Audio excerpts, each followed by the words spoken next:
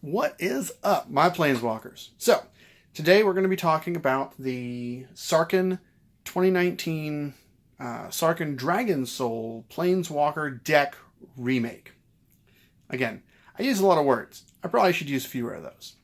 So, with this deck, you of course are aware that it is designed for casual play at its absolute best.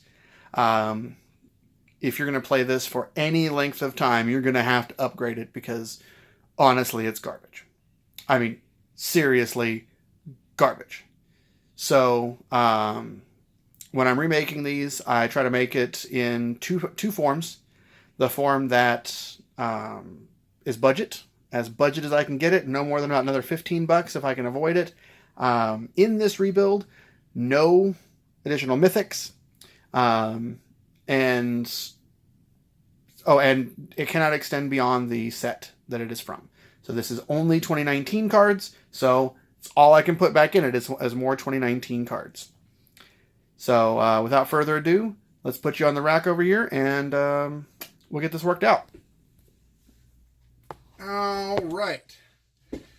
So let's adjust this a little bit. There we go. First, we're going to talk about the stuff that I took out. This is the stuff that absolutely 100% did not make the cut. Mainly because it either didn't fit the theme, hang on, my light went funny on me. There we go. It didn't fit the theme, it was too expensive for what it was.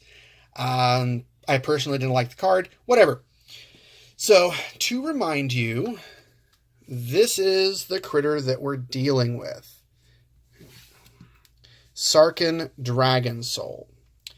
So Sarkhan Dragon Soul, for those of you that are paying attention, is a 5 loyalty Planeswalker with a 6 casting cost. Pretty standard on a Planeswalker deck Planeswalker.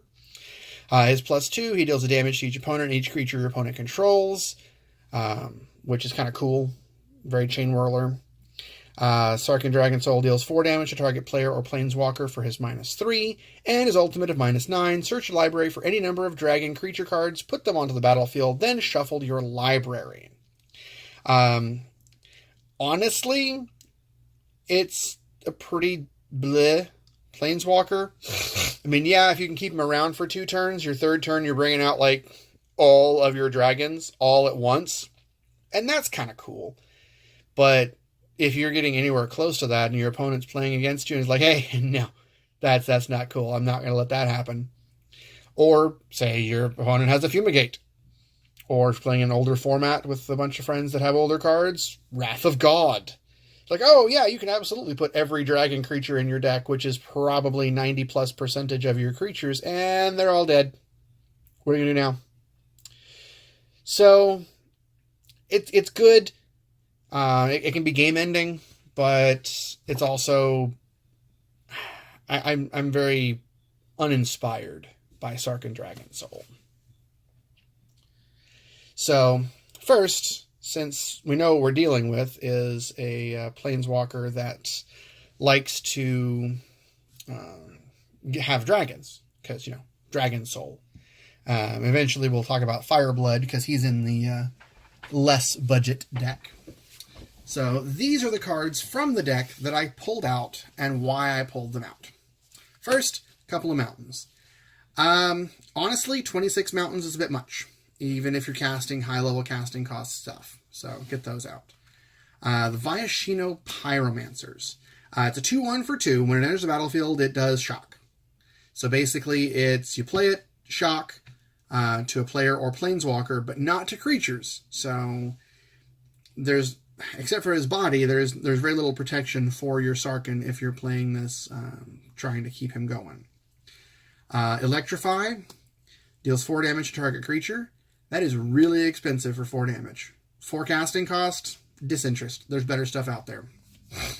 Trumpet Blast. Attacking creatures get +2/+0 until end of turn. If you're playing a white weenie deck, absolutely play this card. If you're playing, you know, or not white weenie, just a weenie token style deck. If you're playing a big monster zombie deck where you have like crap tons of them, absolutely play, you know, splash in some red for that. But if you're playing a dragon deck where you're wanting to cast 4 and 5 power creatures, whoopity-doo, you've got 2 creatures that each get +2/+0. Yeah, that's nice, but not what we're going for. Fiery Finish. 6 casting costs to deal 7 damage to a creature. Meh. Act of Treason. Very cool card. I've always been a big fan of the, hey, your creature's my creature now, what you gonna do about it? But, whatever. Sarkhan's Dragonfire. I thought long and hard about this one. This one was a should I or shouldn't I kind of thing. Because, yes, he deals 3 damage to any target. That's nice. So you got the lightning strike there. Then you look at the top 5 cards of your library, reveal a red card from among them, put it into your hand, the rest on the bottom of your library in a random order. So you get to look at the top 5 cards and choose one of them to put in your hand. It could have been better. If it was a 3 casting cost to do that, absolutely. It would stay in 100%. If it was a 4, maybe. I mean, Lightning Strike is 2, so you're getting, your pick of a card for 2, so maybe, but nah. Meteor Golem. I'm honestly going to be taking this out of every single Planeswalker deck that I remake. Volcanic Dragon. 4/4 Flying Haste. Haste is nice. Haste is good. Haste is not all that important when you're making monstrous creatures and there's better stuff out there. Onaki Ogre. Honestly, it feels a whole lot more like it belongs in a different set. But this is a core set, so they can put whatever the crap they want in there. Yay, 4/2 for 3. Better stuff out there. Better dragons out there. Hostile Minotaur, 3/3 haste. And Shivan Dragon. Oh, Shivan Dragon. You used to be awesome. You are no longer awesome. I mean, 5/5 flying is great, but no. So, that's the stuff we got rid of. So, let's talk budget. Budget deck. This is for when you really, really want to beat the crap out of somebody, but you've only got an extra $15 in your pocket. So, you find somebody or you find a store that's selling these cards, you're like, I want these cards. Upgrade my deck. First and foremost, 24. Count them. I'm not going to. 24 mountains. That's it. Mana base is super simple, even in the not-so-budget part of this. We are absolutely playing red, so we are absolutely playing a playset of Lightning Strikes. I mean, seriously. 3 damage to any target for 2 mana? Yeah. That protects your critters, that deals damage to the face, whatever. We are also playing a full playset of Shock. I know. Shocking. So this is just like Lightning Strike, only is 1 less mana and 1 less damage. It's going to be there. And then to round out... there's one more. To round out our direct damagey stuff, Spit Flame. So Spit Flame is the better than version of Electrify. 3 mana instead of 4, which is helpful. Deals 4 damage to target creature. The reason that these are in here is because of the recursion. So you can kill a creature and get it back when you play a dragon. So it's helpful. And the last one is your potential game ender, Thud. Play this during your second main after you've already attacked. They're down to 4 hit points. You sack a 4 attack power creature. You win. Easy enough. So, pretty straightforward, except for maybe the Spit Flames. Probably exactly what you expected. Nah, it's a Dragon Soul deck. Of course you expected the Spit Flames. I preferred 3 Spit Flames and a Thud rather than the 4 Spit Flames, just for the game-ending potential of Thud. I might even go with 2 Thuds instead of 3 Spit Flames. Do 2 Spit Flames and 2 Thuds. That way you're more likely to get the Thud as the game progresses. So, moving on to creatures. Now, since this is a dragon deck, I imagine that you expect me to play lots of dragons. And you would not be disappointed.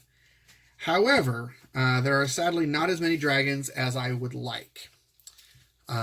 Mainly because it's a budget deck and we need to be a bit more consistent rather than a bit more powerful. So you need to be able to reliably do things rather than do them really, really awesome.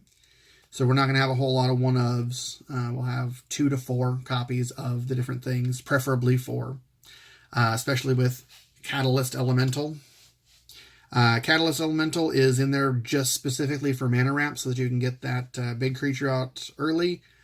Also, it's early game chump blocking if you need it to be. I say early game, I mean, you're not getting that out till turn 3, but it's something. You could also declare it as a blocker, sacrifice it to lightning bolt something. So, like, oh, I'm totally getting through with 3, and you only have a 2/2 to block with, but no, you kill their stuff instead. I did keep the 2 copies of Goblin Motivator in to the budget deck, mainly because it's a turn 1 play. It's a chump block if you need it, and it can give your dragons haste once you get them on the field if the Goblin Motivator lasts that long. And the last non-dragon creature in the deck is Kargan Dragon Rider. This is, again, one of the deck-specific ones, and I left it in there because it's a 2/2 bear that gets flying when you get a dragon. And we're going to be running some dragons. So, it's a good turn 2 play. Ideally, you're going to want to run Shock first turn, blast out whatever it is they've put out. Kargan Dragon Rider second turn, Catalyst Elemental third turn. If you don't have some of this stuff, maybe Goblin Motivator and a Lightning Strike third turn, something like that. I don't know. But moving on. So to our dragon creatures. We are running 3 dragon eggs. Of course, if you're not familiar with dragon eggs, you should be ashamed of yourself. It's been around forever. It is a 0/2 defender. When it dies, it creates a 2/2 red dragon creature with fire breathing, which is helpful. We're running 3 copies of Demanding Dragon. I know there's a lot of, well, is it good enough? And blah, blah, blah, blah, blah. It's good enough. The 5/5 for 5 is great. It flies, which is even better. And when it comes out, it deals something. It either gives 5 damage to target opponent, or that opponent loses a creature. Now, if you're playing against somebody in a token deck, yeah, they lose a creature. What would he do? But if they're not playing a token deck, you're probably going to hit them for that 5 damage. And 5/5 in the air is never anything to scoff at. I did keep all 3 copies of Sarkhan's Whelp. That is a 2/2 flyer. And whenever an ability of a Sarkhan Planeswalker is activated, he deals 1 damage to any target. So basically just ping, ping, ping, ping, ping, taking stuff out. Especially since you can activate the ability as part of your second main phase, because it's a sorcery speed ability. So you attack with something, they take 2 points of damage. They're a 3/3 or a 4/3 or a 9/3 or whatever the crap 3. You activate an ability, ping it for 1. Hey, you lost a creature, I still did all the things I was trying to do. And the last dragons are the Spark Tongue Dragons. 3/3 flying, and when he enters the battlefield, he can shock for 3. Or lightning strike for 3. Good in this deck, not for 5. Honestly, if it weren't for the fact that it's the last of the decent dragons, and I really didn't want to put another dragon egg or demanding dragon in, you're probably better off replacing the Spark Tongue Dragon with another Sarkhan's Whelp if you can get it. Screw it. Just replace it with a Demanding Dragon. It's the same casting cost for a better creature, or a dragon egg. It's a lower casting cost, makes you a bit more mana capped, making it a little easier for you. And the last 2 cards, I'm running more just to simplify life. That is the Dragon's Horde. Now, you don't actually need this for mana fixing, although it is mana ramp. Whenever a dragon enters the battlefield under your control, put a gold counter on it. Remove a gold counter from Dragon's Horde to draw a card. This deck is going to stall out pretty quick. You get to turn probably 3, 4, and your hand's going to start dwindling. 5, 6, you're out of cards. You have played everything in your hand. So being able to drop a dragon and put another gold counter in order to draw a card is very helpful. Plus, Dragon Egg. When Dragon Egg dies, you create a 2/2 red dragon creature, triggering the ability again. So you get it when you play Dragon Egg. You get it again when it turns into the other dragon. So that's helpful. And that is the budget deck. The budget deck's game plan is to come out swinging with some direct damage right to the face, and just try and stall them out until you can get to your big creatures, and then just start swinging with dragons. That's the goal. So there's a less budgety styled deck that I'm going to discuss. Most of this stays the same. We are keeping all 4 copies of Lightning Strike, obviously. Still 24 mountains. We are keeping all 4 copies of Shock. We're actually decreasing our total Spit Flames down to 1. This is if you get it, cool. If you don't get it, that's okay. And we are increasing our Thud count to 3. We want to be able to come out, swing with a bunch of crap, sacrifice a couple of them, and win the game all at once. That's the goal. We are, of course, going to be including the Dragon's Horde, and we are actually going to be including 4 total copies. I only own 2, so forgive the little proxy pieces there. So you have 4 copies of Dragon's Horde. Again, that is not for mana fixing, it's for mana ramp. We want to be able to get to our big stuff as fast as possible. That is not an ideal 3rd turn drop, but it is a thing. It is going to help us.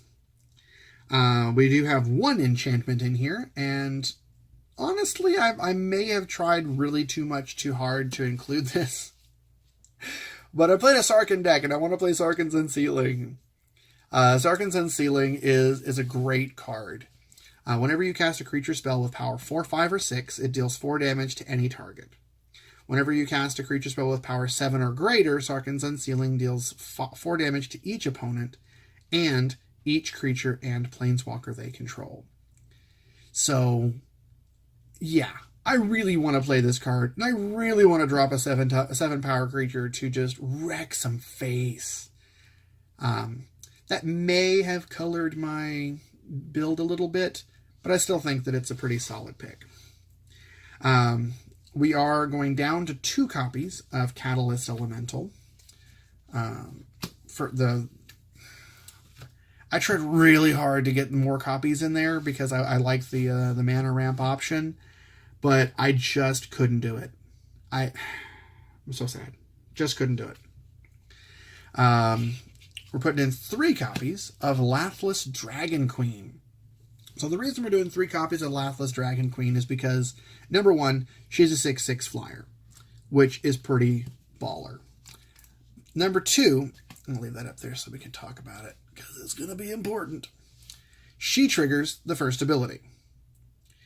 And then, whenever you play, I don't know, any other dragon creature, like a Demanding Dragon, because, yeah, we're totally playing still playing 3 copies of that.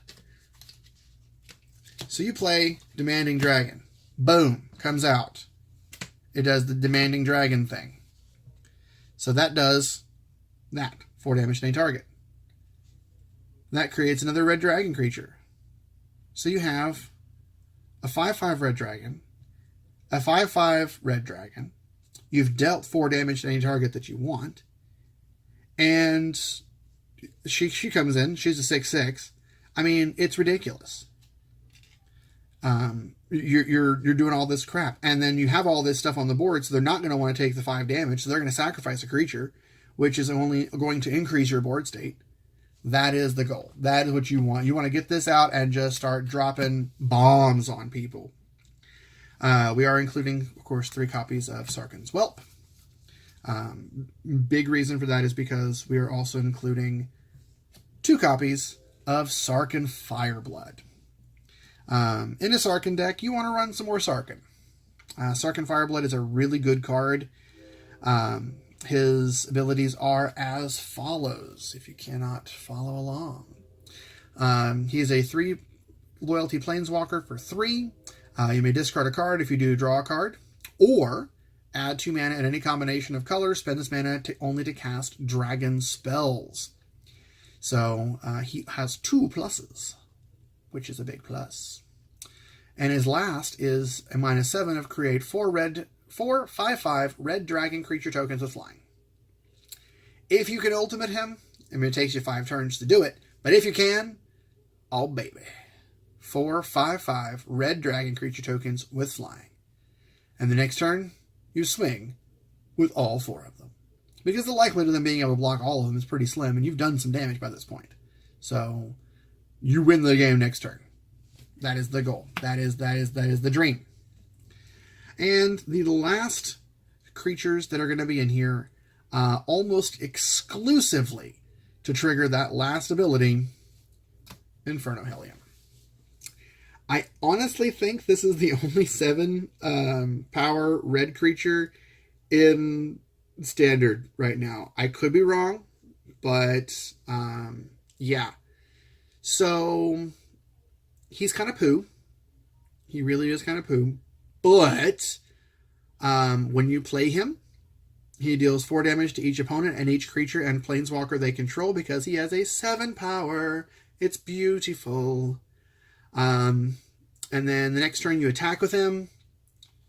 And then you do that.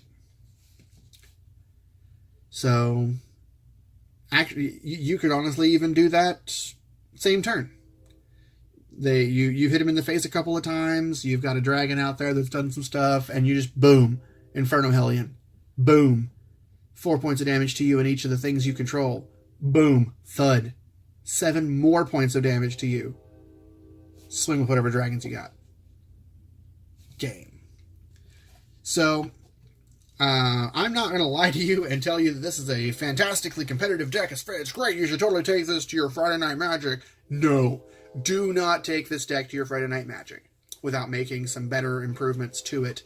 This is just the upgrade that Wizards of the Coast could have made if they were trying to really get somebody interested in playing. Now, of course, you wouldn't have these. Those would not be there. But they could easily have included the rest of it. Made it a more competitive deck, a bit more on the beefy side. So that's what these videos are all about, after all. So, any feedback, anything you'd like to say about it, make sure to leave in the comments below. As with everything on YouTube, you know we rely completely and utterly on your views, likes, and subscriptions. So make sure to hit that thumbs up button, subscribe. If you really like what I do, ring that bell, because I do try to put out as much content as I can, given the time that I've got available. And I will catch you next time, Planeswalkers.